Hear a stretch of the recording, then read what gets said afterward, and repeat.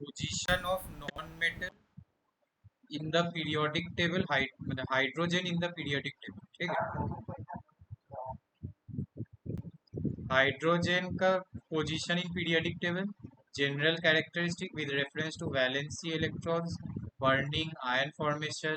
Okay, यहाँ से जो बहुत फेमस क्वेश्चन जो पूछता है दैट इज लेबोरेटरी प्रिपरेशन, ठीक है। उसमें बहुत सारा क्वेश्चन हर बार पूछा था। खैर चलो स्टार्ट करते हैं। तो position of hydrogen in periodic table देखो, hydrogen is the first element in periodic table, its atomic number is 1 and it has only one electron in the valence shell, therefore it belongs to the first group and first period of the periodic table, ठीक है। First group and first period. अच्छा, यहाँ पे कुछ कुछ चीजें जैसे देखो, the position of hydrogen in the table has been a matter of controversy. क्यों? This is mainly because some of the properties of hydrogen resemble the properties of group 1 elements while others are similar to those of group 17। तो hydrogen का जो property है वो थोड़ा बहुत group 17 से भी रिजेंबल करता है और ग्रुप 1 से भी रिजेंबल, ठीक है।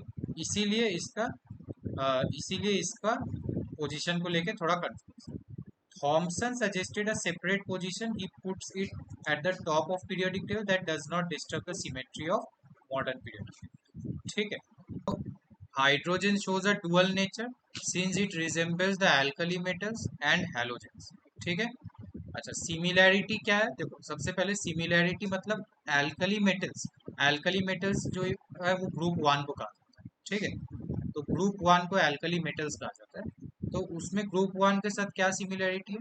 फर्स्ट, ग्रुप 1 के जितने भी एलिमेंट्स अगर हम देखें सबके लास्ट शेल में कितना इलेक्ट्रॉन्स है? 1 इलेक्ट्रॉन। हाइड्रोजन के पास भी लास्ट शेल में 1 इलेक्ट्रॉन्स है। Okay, second, valence electrons, all the elements have one electron in their outermost orbit, their valence shell, and so all of them have one valence, ठीक है। Valency क्या, जितने भी alkali metal है सबका valency 1। Ion formation, सभी कोई क्या कर रहा है? इलेक्ट्रॉन को डोनेट कर रहा है। तो ये सब प्रॉपर्टी एल्कली मेटल के साथ मैच कर रहा है, इसीलिए हाइड्रोजन को ग्रुप 1 में। Okay, reducing power, reducing power मतलब होता है रिडक्शन, ठीक है। तो देखो, सिंपल भाषा में ऐसे समझो, सिंपल भाषा में ऐसे समझो, हाँ, अगर कोई एलिमेंट अगर कोई एलिमेंट इलेक्ट्रॉन्स को लूज करता है, ठीक है, मतलब अगर कोई एलिमेंट इलेक्ट्रॉन को लूज करता है तो वो एलिमेंट खुद क्या हो जा रहा है? ऑक्सीडाइज हो जा रहा है। बट वो जिसको इलेक्ट्रॉन्स को दे रहा है, किसी दूसरे एलिमेंट को दे रहा है, तो वो एलिमेंट खुद क्या हो जाएगा? रिड्यूस हो जाएगा। तो ऑलवेज रिमेम्बर, जो एलिमेंट इलेक्ट्रॉन को लूज करता है उसको रिड्यूसिंग एजेंट कहा, रिड्यूसिंग एजेंट। क्यों? क्योंकि वो दूसरे को रिड्यूस करता है। अंडरस्टूड? तो इन द सेम वे जो एल्कली मेटल्स होता है, एल्कली मेटल्स क्या करते हैं? ये लोग इलेक्ट्रॉन्स को लूज करता है क्योंकि इसके लास्ट शेल में क्या है? 1 इलेक्ट्रॉन है। तो जैसा कि ये लोग इलेक्ट्रॉन्स को लूज कर रहा है तो ये क्या हो जाएगा? They will act as a reducing agent. Understood? Burning, hydrogen burns in oxygen to form oxide, hydrogen burns with a pop sound, very important observation में, ठीक है।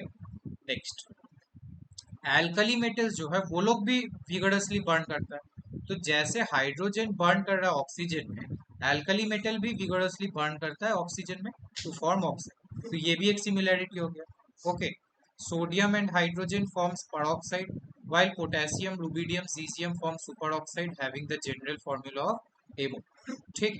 now alkali metals are so reactive that they get rapidly ternized when exposed to air, ठीक है। This is due to the formation of oxide, मतलब जो भी alkali metals they are highly reactive in nature.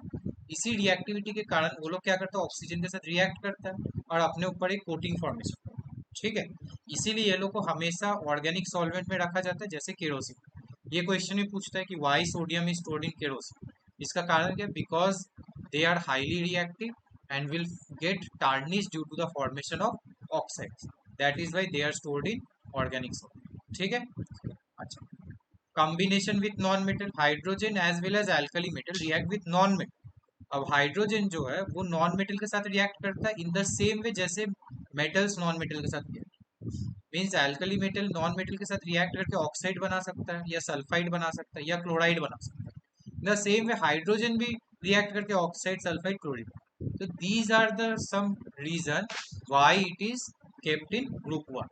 ठीक है, अब आ जाता है कि हैलोजन से क्या लेना। वाई हैलोजन, मतलब ग्रुप 17, मतलब हैलोजेंस ग्रुप 17 को बोला जाता है। तो ग्रुप 17 एलिमेंट से क्या लिया, ठीक है। तो similarity between hydrogen and halogen. First, hydrogen and halogen have one electron less than the nearest inert gas. ठीक है, तो फर्स्ट ऑफ ऑल हाइड्रोजन के मतलब देखो, have one electron less than nearest inert gas. ध्यान से समझो, हाइड्रोजन का नियरेस्ट नोबेल गैस क्या है, हीलियम। हीलियम के लास्ट शेल में कितना है, मतलब हीलियम के पास तो बेसिकली दो ही इलेक्ट्रॉन, राइट। और हाइड्रोजन के पास कितना इलेक्ट्रॉन है, वन। तो इसका मतलब how many difference, one electron का डिफरेंस है। अब कोई भी एक हैलोजन को कंसीडर, मान लो क्लोरीन। क्लोरीन के लास्ट शेल में कितना है, सेवन, राइट, 287। तो लास्ट शेल में कितना है, सेवन। और क्लोरीन के बाद क्या आता है नोबेल गैस, आर्गन। आर्गन के लास्ट शेल में कितना है, एट। तो डिफरेंस कितना इलेक्ट्रॉन का है, वन। ये एक फर्स्ट सिमिलैरिटी हुआ। तो इसका मतलब both have a valency of one. ठीक है। अच्छा, फॉर्मेशन ऑफ आयन, ये जो हम बताए अभी कि हाइड्रोजन एनायन फॉर्म कर सकता है। ठीक है, तो वो एक इलेक्ट्रॉन गेन कर लेगा, तो हाइड्रोजन एनायन फॉर्म करेगा। और क्लोरीन भी क्या कर सकता है, एनायन फॉर्म कर सकता है bye gaining electron. Electronegative character, both halogen and hydrogen are non-metals, so they show electronegative character. Physical state, they are gas. Okay, मैं क्या बोल रहा है देखो, एटोमिसिटी। एटोमिसिटी क्या, हाइड्रोजन और हैलोजन दोनों डाई एटोमिक है।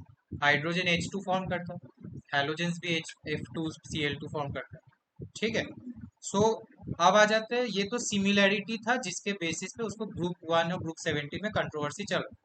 अब डिफरेंस क्या है, what are the properties that differ. First, hydrogen atom has only one shell, but alkali metals का टू और मोर शेल। ठीक है, ऑक्साइड ऑफ हाइड्रोजन जो था वो न्यूट्रल होता है। ठीक है, बट हम लोग को पता है कि जो मेटालिक ऑक्साइड है वो क्या होता है, basic in nature. Metallic oxide are basic in nature, non metallic oxide are acidic in nature. But hydrogen जो है वो ना तो एसिडिक, हाइड्रोजन ऑक्साइड ना तो एसिडिक है ना बेसिक है, ये neutral, because it forms water, right. समझ में आया। सो फर्स्ट, फ्री स्टेट में हाइड्रोजन जो it is found in traces in earth crust and atmosphere. ठीक है, कंबाइंड स्टेट में प्लांट और एनिमल टिश्यू में पाया जाता है, एंड एसिड्स में पाया जाता है, एल्कली में पाया जाता है, हाइड्रोकार्बन में पाया जाता है, प्रोटीन्स में पाया जाता है। जितना भी बायोमोलिक्यूल्स है सभी में हाइड्रोजन। ठीक है, बायोमोलिक्यूल्स लाइक कार्बोहाइड्रेट्स, कार्बोहाइड्रेट्स में हाइड्रोजन पाया जाता है, प्रोटीन्स में हाइड्रोजन पाया जाता है। ठीक है, प्रिपरेशन ऑफ हाइड्रोजन, अब आ जाता है मोस्ट इम्पोर्टेंट। ठीक है, वेरी वेरी, यहाँ से सब चीज बहुत इंपॉर्टेंट है। सबसे पहले स्टार्ट करते हैं, hydrogen from cold water and metal.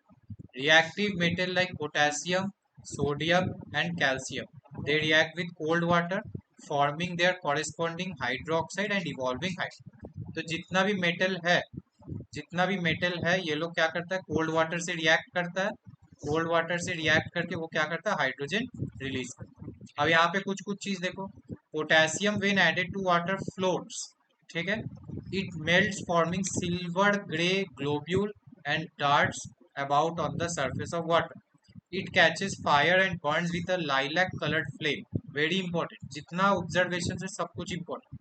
ठीक है, it forms lilac coloured flame, ये सब फिल इन द ब्लैंक से पूछता है कि अ मेटल दैट फॉर्म। उसके बाद देखो यहाँ पे bubbles of hydrogen are seen and solution formed is colourless, soapy and alkali. ठीक है, next, although hydrogen burns with a pale blue flame, the color of the flame is lilac due to the presence of potassium vapor। Very, ये जितना चीज ये सब जो note में लिखा हुआ है ना, that are very much important. ठीक है, so potassium readily catches fire in air because it reacts with water vapor. So it is kept in kerosene oil and handled carefully. ठीक है, सोडियम क्या, it floats on water.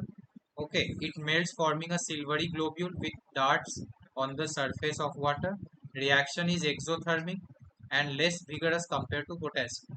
ठीक है, यहाँ पे भी देखो हाइड्रोजन गैस रिलीज कर रहा है by forming hydrogen. It Burns, it catches fire and burns with a golden yellow flame.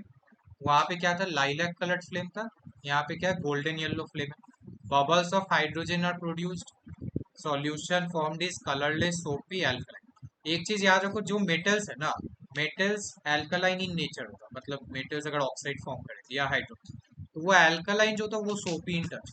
ठीक है, calcium, calcium sinks in water, it is less vigorous reaction than sodium. यहाँ पे भी हाइड्रोक्साइड और hydrogen gas liberate हुआ, hydroxide formation. Bubble of hydrogen are liberated and solution turn milky. ठीक है, if red litmus is introduce it turns. तो जितना भी मेटेलिक हाइड्रोक्साइड फॉर्मेशन हो रहा है, those are base in nature, और बेस क्या करता है, रेड लिटमस को ब्लू में चेंज करता है। ठीक है, नेक्स्ट कम्स देखो, solution of metal hydroxide of sodium potassium calcium turn red litmus blue because वो लोग एल्कलाइन इन नेचर। ठीक है, अगर एसिड रहता, अगर एसिड रहता तब वो लोग क्या करता, ब्लू लिटमस को रेड में चेंज करता, ब्लू लिटमस को रेड में चेंज करता। बट अगर एल्कलाइन इन नेचर है, तब याद रखना वो रेड लिटमस को ब्लू में चेंज करता। समझ में आया? Next, action of hot water. अब आ जाते हैं हॉट वाटर से reaction. Magnesium reacts slowly with boiling water and forms a base magnesium hydroxide and liberate hydrogen gas. Magnesium burns in steam with intense white light। ठीक है, उसके बाद magnesium oxide crumbles down due to heating, further exposure results in the liberation of hydrogen. ठीक है, तो तो cold water से कौन कौन रिएक्ट कर रहा है, sodium potassium calcium. Hot water से कौन रिएक्ट कर रहा है, मैग्नीशियम। और स्टीम से कौन लोग रिएक्ट कर रहा है, एल्यूमिनियम। देखे, aluminium reacts with steam to liberate hydrogen, it forms aluminium oxide. ठीक है, देखो Al2O3 H2O, sorry H2। At high temperature the coating break and aluminium reacts with steam. Zinc, zinc react कर रहा है, it reacts only when it is heated and steam is passed over it, hydrogen is liberated and it is yellow when it is hot but white when it is cold। ठीक है, iron, iron is less reactive than zinc but red hot iron reacts with steam forming triferric tetraoxide जो Fe3O4 है। Reaction is reversible if hydrogen formed is not remove, the iron oxide form is reduce back to iron. तो अगर इस hydrogen को नहीं हटाया जाए तो ये फिर से फिर से आयरन बच जाए। ठीक है, because reversible. Understood? In the beginning the forward reaction is fast and the backward reaction is slow। मतलब ये जो रिवर्सिबल रिएक्शन है, इसमें फॉरवर्ड रिएक्शन फास्ट हो रहा है, बैकवर्ड रिएक्शन स्लो। ठीक है, since the speed of reaction is directly related to, since the speed of reaction is directly related to mass of the reacting substance, as the reactants get consumed, अब जैसे आस्ते आस्ते reactant खत्म होने लगेगा, the forward reaction becomes slower, and in other word as the products are formed the backward reaction becomes faster। ठीक है, तो प्रोडक्ट ज्यादा फॉर्मेशन होगा तो बैकवर्ड रिएक्शन अब फास्ट हो जाएगा। There comes a time when forward and backward reaction acquire the same speed, the reaction does not appear to move in a single direction and the amount of reactant and product do not change, this equilibrium stage is attained at 700 degree Celsius। ठीक है, समझ में आया? Ultimately देखो क्या बोल रहा है, केमिकल इक्विलिब्रियम किसे कहेंगे, केमिकल चेंज जिसमें फॉरवर्ड रिएक्शन का स्पीड बैकवर्ड रिएक्शन का speed is equal. When metal react with steel, the rate of reaction is fastest in case of magnesium, but it progressively decreases in case of aluminium, zinc and iron। तो ये greater than less than वाला case है, ये जो यहाँ पे जैसे दिया हुआ है। ठीक है, अच्छा उसके बाद क्या बोल रहा है, in case of magnesium aluminium and zinc the reaction stop after some time, this is because oxide of this metal stick to the surface of respective metal and thus do not further allow steam to come into contact with the metal, hence the reaction stops। ठीक है, action of steam on non metal, ये वाला very very important है, यहाँ से question बहुत बार पूछा है। ठीक है, when steam is passed over red hot coke, Coke क्या है, कोक डायरेक्ट कार्बन को काटता है, ठीक है। तो वो कोक से अगर वाटर को पास कराते हैं, then what we will get a mixture of carbon monoxide and hydrogen. उसी को कहा जाता है वाटर गैस। अब वाटर गैस को जब क्यूप्रस क्लोराइड सोल्यूशन से पास कराएंगे, ठीक है, तब हम लोग को हाइड्रोजन मिल जाएगा। मतलब व्हाट विल हैपन, ये जो एमोनियकल क्यूप्रस क्लोराइड है, what it will do, it will dissolve carbon monoxide. मतलब ये मिक्सचर में से जो कार्बन मोनोऑक्साइड है उसको एब्जॉर्ब कर लेगा, डिसॉल्व कर लेगा, और अल्टीमेटली मेरे पास क्या बच जाएगा, हाइड्रोजन बच जाएगा, ठीक है। यहाँ देखो application of activity series in the preparation of hydrogen. अब एक्टिविटी सीरीज क्या है, देखो इसमें मेटल्स को अरेंज किया गया है in the decreasing order of activity. मतलब जो ऊपर का मेटल है दैट इज हाईली रिएक्टिव, जितना नीचे जाएंगे रिएक्टिविटी डिक्रीज है, ठीक है। पोटेशियम जो है वो सबसे ज्यादा रिएक्टिव है, जिसको टॉप में रखा गया है। और जो गोल्ड है वो सबसे लीस्ट रिएक्टिव है, जिसको सबसे बॉटम में रखा गया है, ठीक है। हाइड्रोजन जैसा कि नॉन मेटल है, बट इसको भी रखा गया है यहाँ पे, क्यों, क्योंकि इसके नीचे का जो है एलिमेंट्स वो भी हम लोग देखेंगे। देखो the ability of metals to reduce water to hydrogen decreases on going down the series. सबसे पहले potassium can easily reduce, lead and the metals that are further below the activity series show no reaction with water even when the metal is hot and steam is used, okay। तो laboratory preparation of hydrogen, इसमें reactants क्या चाहिए, granulated zinc, dilute hydrochloric acid, dilute sulphuric acid, ठीक है। तो क्या किया जाएगा, देखो सम ग्रैन्युलेटेड जिंक को हम लोग फ्लैट बॉटम फ्लास्क में रख रहे हैं, ठीक है। फ्लैट बॉटम फ्लास्क में रख रहे, एयर टाइप कॉर्क है, through one hole pass a thistle funnel with a long stem and through other long delivery tube, ठीक है। देखो थ्रिसल फनल के जरिए हम लोग एसिड को डाल सकते हैं, और यहाँ से एक दूसरा मेरा ट्यूब है, ठीक है, जो कि हम लोग का दूसरे बीकर में जा रहा है, और उसमें हम लोग हाइड्रोक्लोरिक एसिड या सल्फ्यूरिक एसिड डालेंगे जो कि डाइल्यूट स्टेट में। तो हाइड्रोजन गैस लिबरेट होगा, हाइड्रोजन गैस यहाँ से जाएगा, ठीक है, और यहाँ पे कलेक्ट। कुछ चीज़ इंपॉर्टेंट है बता रहे हैं। अच्छा सबसे पहले तो देखो जिंक ग्रैन्यूल्स को ही क्यों लिया जाता है, ये सब चीज़ बहुत इंपॉर्टेंट है, रीजनिंग क्वेश्चन बहुत पूछता है कि जिंक ग्रैन्यूल्स को ही क्यों ले। क्योंकि देखो जो प्योर जिंक है उसमें तो कोई इम्प्योरिटीज़ नहीं है, बट ग्रैन्युलेटेड जिंक में क्या होता है ना, कुछ इम्प्योरिटी होता है कॉपर, और वो क्या करता है ना, ऐसा कैटलाइजिंग इफेक्ट करता है जो कि रिएक्शन का स्पीड को बढ़ा देता है, ठीक है। ऑब्जर्वेशन क्या, reaction will gradually start in the form of effervescence and evolution of gas when all the air from the apparatus when all the air from the apparatus has been expelled, collect the gas over the water। ये very important, hydrogen gas is collected by downward displacement of water. Downward displacement क्यों, देखो ऐसे उल्टा करके रखा हुआ है और वो जो हाइड्रोजन है वो ऊपर जाके कलेक्ट, तो क्यों उसको डाउनवर्ड डिस्प्लेसमेंट कलेक्ट किया जा रहा है, पहला वो तो इनसॉल्युबल इन वाटर, ठीक है। और दूसरा अगर हम एयर में कलेक्ट करते हैं ना, तो एयर में कलेक्ट करने से क्या होता है, वो एक एक्सप्लोजिव मिक्सचर बना देता है, ठीक है। तो एक्सप्लोजिव मिक्सचर बना देता है, इसीलिए हम लोग एयर में उसको कलेक्ट नहीं कर सकते, ठीक है।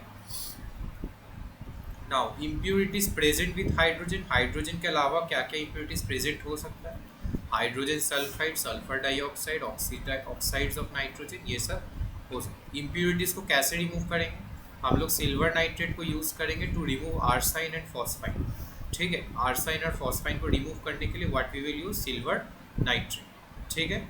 उससे हम लोग का क्या होगा, जो सिल्वर है वो जाके इस लोग के साथ कंबाइन हो जाएगा और we will get the nitric acid, ठीक है। लेड नाइट्रेट यूज़ करेंगे टू रिमूव हाइड्रोजन सल्फाइड, ठीक है। तो लेड नाइट्रेट को यूज़ करके हम लोग हाइड्रोजन सल्फाइड को रिमूव कर सकते हैं, जिसमें वो क्या करेगा, सल्फर के साथ कंबाइन हो जाएगा and nitric acid will remove release. Caustic potash solution को यूज़ करेंगे ताकि हम लोग सल्फर डाइऑक्साइड, कार्बन डाइऑक्साइड और ऑक्साइड्स ऑफ नाइट्रोजन को रिमूव करें। तो कॉस्टिक पोटैश क्या, पोटेशियम हाइड्रोक्साइड, इससे हम लोग यहाँ से ये तीनों इम्प्योरिटीज़ को रिमूव कर सकते हैं, ठीक है। तो यहाँ पे दिखाया जा रहा है कि कैसे हो रहा है। सबसे पहले इम्प्योर हाइड्रोजन को डाला गया, किसमें डाला गया, सिल्वर नाइट्रेट, यहाँ से आर्साइन और फॉस्फाइन रिमूव हो जाएगा।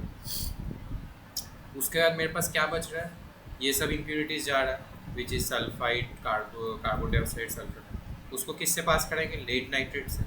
लेड नाइट्रेट हम लोग का किसको रिमूव कर देगा? हाइड्रोजन सल्फाइड को। अब उसके बाद मेरे पास क्या बचा? कार्बन डाइऑक्साइड, सल्फर डाइऑक्साइड और वाटर। ठीक है, तो कार्बन डाइऑक्साइड और सल्फर डाइऑक्साइड किसके कारण रिमूव हो जाएगा? कॉस्टिक पोटाश के कारण। तो अल्टीमेटली मेरे पास क्या बच रहा है? वाटर। ठीक है, और हम लोग वहाँ से क्या करेंगे? एनहाइड्रस CaCl2 को पास करेंगे। ओके, तो ये जो ड्राइंग एजेंट है, ड्राइंग एजेंट क्या है? Calcium chloride. ठीक है, ये सब ड्राइंग एजेंट है। ये क्या करता है? वाटर पेपर को रिमूव करता है। ठीक है, वाटर पेपर को रिमूव जो कर दिया तो अल्टीमेटली मेरे पास क्या बचेगा? हाइड्रोजन बचेगा। ठीक है, concentrated sulphuric acid is a good drying agent but it is not use to dry hydrogen as it reacts with hydrogen thus defeating the purpose of reaction. तो अगर हम लोग सल्फ्यूरिक एसिड का इस्तेमाल करते हैं तो वो क्या करेगा? हाइड्रोजन के साथ रिएक्ट कर जाएगा। रिएक्ट करके हम लोग को जो हाइड्रोजन मिलने का था वो नहीं। ठीक है, प्रिकॉशंस। सबसे पहले एपरेटस को एयर टाइट होना ज़रूरी है, नो फ्लेम होना ज़रूरी है। गैस को हम लोग कलेक्ट करेंगे only after all the air has been escape, सारा एयर को एस्केप करने के बाद ही। ठीक है, अच्छा, the end of thistle funnel should be dipped under the acid so as to prevent gas from escaping from the thistle. अच्छा, नाइट्रिक एसिड को क्यों नहीं यूज़ किया जाता है? नाइट्रिक एसिड एक स्ट्रॉन्ग ऑक्सीडाइजिंग एजेंट, राइट। तो अगर हम लोग नाइट्रिक एसिड को यूज़ करते हैं तो नाइट्रिक एसिड क्या करेगा? वो जो हाइड्रोजन रिलीज होगा ना, वो हाइड्रोजन को ऑक्सीडाइज कर देगा जिसके कारण वो वाटर में चेंज। ऑक्सीडाइज का मतलब होता है एडिशन ऑफ ऑक्सीजन। तो मान लो हाइड्रोजन रिलीज हुआ तो नाइट्रिक एसिड फिर क्या करेगा? उस हाइड्रोजन को ऑक्सीडाइज कर देगा, मतलब उसको ऑक्सीजन दे देगा। तो हाइड्रोजन को ऑक्सीजन मिलने से तो वाटर में चेंज, इसलिए नाइट्रिक एसिड को यूज़ नहीं किया जा सकता। ठीक है, सल्फ्यूरिक एसिड या हाइड्रोक्लोरिक एसिड को यूज़ किया। मैग्नीशियम और मैंगनीज क्यों नहीं यूज़ कर रहे? तो मैग्नीशियम और मैंगनीज जो है वही एकमात्र मेटल है जो कि नाइट्रिक एसिड के साथ रिएक्ट करके हाइड्रोजन को रिलीज कर सकते हैं। ठीक है, the oxidising action of acid is much reduce due to its over dilution. तो हाइड्रोजन को टेस्ट कैसे करेंगे कि हाइड्रोजन ही गैस मेरे को मिला? फर्स्ट ऑफ ऑल तो वो कंबस्टिबल हो। ठीक है, तो हाइड्रोजन खुद जल जाएगा बट दूसरे को कंबशन में सपोर्ट नहीं करेगा। ठीक है, it burn silently near oxygen with a pale blue flame. ठीक है, और सबसे तो important, it Burns with a pop sound. ठीक है, अब आ जाते हैं हम लोग इंडस्ट्रियल में। ये तो देखो लैबोरेटरी प्रिपरेशन कि लैब में कैसे, बट इंडस्ट्री के लिए क्या चाहिए? इंडस्ट्री के लिए मेरे को लार्ज स्केल एजेंट। तो यहाँ पे क्या बोल रहे हैं? Bosch process is use to prepare hydrogen on a large scale. सबसे पहले steam is passed over hot coke in a furnace with a special design for converters giving water gas. तो हॉट कोक कार्बन है, उसमें steam pass करें तो हम लोग क्या मिलेगा? वाटर गैस मिलेगा। टेम्परेचर कितना है? 1000 डिग्री सेल्सियस। अब इस वाटर गैस को हम लोग किसके साथ मिक्स करेंगे? एक्सेस स्टीम के साथ मिक्स करेंगे और फेरिक ऑक्साइड से पास कराएंगे जो कि कैटलिस्ट की तरह काम कर रहा है। ठीक है, और जो क्रोमियम ऑक्साइड है, सॉरी क्रोमिक ऑक्साइड है, वो हम लोग का प्रोमोटर की तरह काम कर रहा है। तो रिएक्शन इज एक्सोथर्मिक। ठीक है, और हम लोग को फिर carbon dioxide with a mixture of hydrogen मिलता है। अब हाइड्रोजन को सेपरेट कैसे करेंगे फ्रॉम कार्बन डाइऑक्साइड? फर्स्ट जो CO2 प्लस H2 का मिक्सचर है उसको हम लोग कोल्ड वाटर से पास कराएंगे अंडर हाई प्रेशर, जिसमें क्या होगा? जो कार्बन डाइऑक्साइड है वो डिजोल्व कर जाएगा और अल्टीमेटली हम लोग क्या मिल जाएगा? Hydrogen, right. Pass the mixture through caustic potash. हम लोग कॉस्टिक पोटाश, तभी हम लोग देखें ना कि कॉस्टिक पोटाश क्या कर सकता है? कार्बन डाइऑक्साइड को एब्जॉर्ब कर सकता है, राइट। तो वो कार्बन डाइऑक्साइड के साथ मिक्स हो जाएगा, हम लोग को हाइड्रोजन मिल जाएगा। समझ में? Separation of carbon monoxide, the mixture of water gas and steam is passed through ammoniacal cuprous chloride solution in order to dissolve any uncombined carbon monoxide। ठीक है, तो hydrogen gases. Electrolysis of water नहीं है हम लोग का syllabus में। उसके बाद प्रॉपर्टीज ऑफ हाइड्रोजन नहीं है सिलेबस में। ठीक है, तो reaction of hydrogen with non metal, सबसे पहले रिएक्टेंट्स, प्रोडक्ट्स। ठीक है, तो जब हाइड्रोजन ऑक्सीजन के साथ रिएक्ट कर रहा है तो वो पॉप साउंड से Burns with a pop sound and pale blue flame. ठीक है, क्लोरीन के साथ रिएक्ट कर रहा है तो हाइड्रोजन क्लोराइड मिल रहा है and react slowly in diffuse sunlight but explosively in direct sunlight. Nitrogen के साथ जब रिएक्ट करा तो एमोनिया मिल रहा है जिसमें हम लोग का pressure 200 to 900 atmospheric pressure, temperature 450 to 500 degree Celsius है। हाँ, आयरन को कैटलिस्ट यूज़ कर रहे हैं और मोलिब्डेनम को प्रोमोटर यूज़ कर रहे हैं। ठीक है, मोलिब्डेनम। सल्फर और हाइड्रोजन को जब रिएक्ट करें तो हाइड्रोजन सल्फाइड मिल रहा है। ठीक है, उसके बाद विथ मेटल से क्या है, पोटेशियम से रिएक्ट करेंगे तो हम लोग को KH मिलेगा। ठीक है, उसके बाद सोडियम से रिएक्ट करेंगे तो NaH मिलेगा जो कि हाइड्राइड्स है। कैल्शियम से रिएक्ट करेंगे तो CaH2 मिलेगा। ठीक है, मेटालिक ऑक्साइड से क्या कैसे, हाइड्रोजन जो है वो स्ट्रॉन्ग रिड्यूसिंग एजेंट। हाइड्रोजन क्या करता है, जितने भी ऑक्साइड्स है उसको रिड्यूस कर सकता है, उसमें से ऑक्सीजन को हटा सकता है। ठीक है, तो जैसे यहाँ पे देखो फेरिक ऑक्साइड और हाइड्रोजन, तो हाइड्रोजन क्या किया, उसमें से ऑक्सीजन को हटा लिया और खुद वाटर बन गया। ठीक है, तो Fe2O3 से रिएक्ट करा के तब हम लोग को वाटर मिल गया। लेड ऑक्साइड से हाइड्रोजन, तो फिर लेड से ऑक्सीजन रिमूव कर दे रहा है। ठीक है, लेड ऑक्साइड से। अच्छा, उसके बाद देखो, in the presence of catalyst nickel hydrogen directly combines with organic compound that have double or triple bond to this process is known as hydrogenation. ये भी एक इम्पोर्टेंट, देखो जो भी कोई कंपाउंड में डबल बॉन्ड है या ट्रिपल बॉन्ड है तो हाइड्रोजन उसके साथ रिएक्ट कर सकता है। ठीक है, हाइड्रोजन उसके साथ रिएक्ट कर सकता है और उस बॉन्ड को सिंगल कर सकता है। ठीक है, दैट इज द मीन। ठीक है, ऑक्सीडेशन रिडक्शन थोड़ा देख लेते हैं। देखो यहाँ पे थोड़ा समझा है, तो यहाँ पे देखो क्या हो रहा है, मान लो कोई एलिमेंट है जैसे कॉपर। ठीक है, वो ऑक्सीजन के साथ रिएक्ट किया तो वो क्या बन गया, कॉपर ऑक्साइड।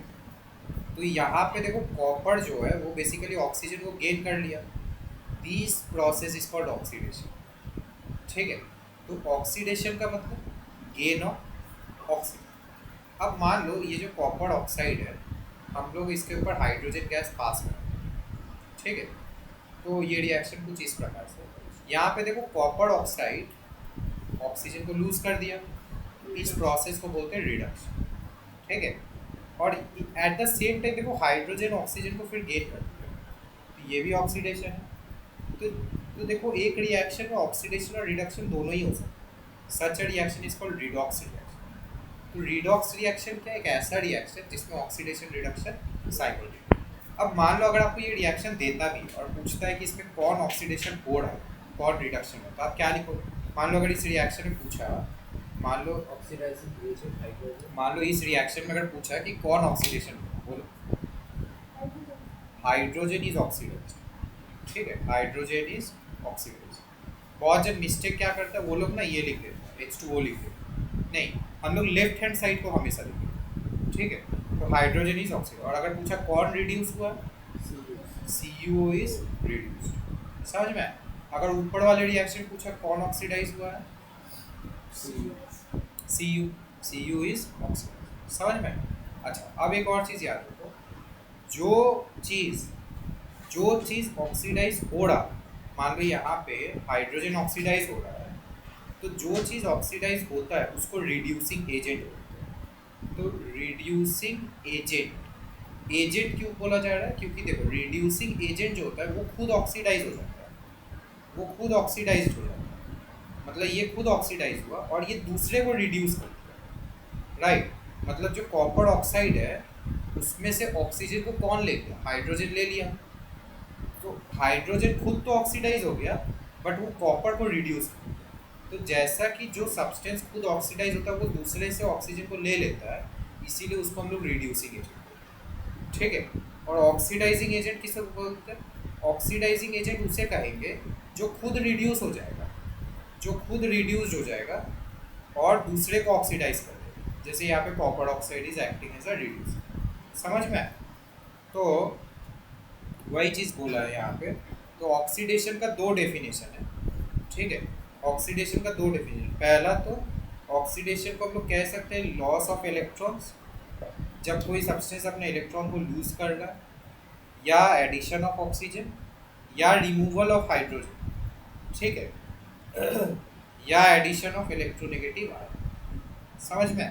तो यहाँ से तीन चार डेफिनेशन आ गया। रिमूवल ऑफ इलेक्ट्रोपॉजिटिव आयन, ठीक है।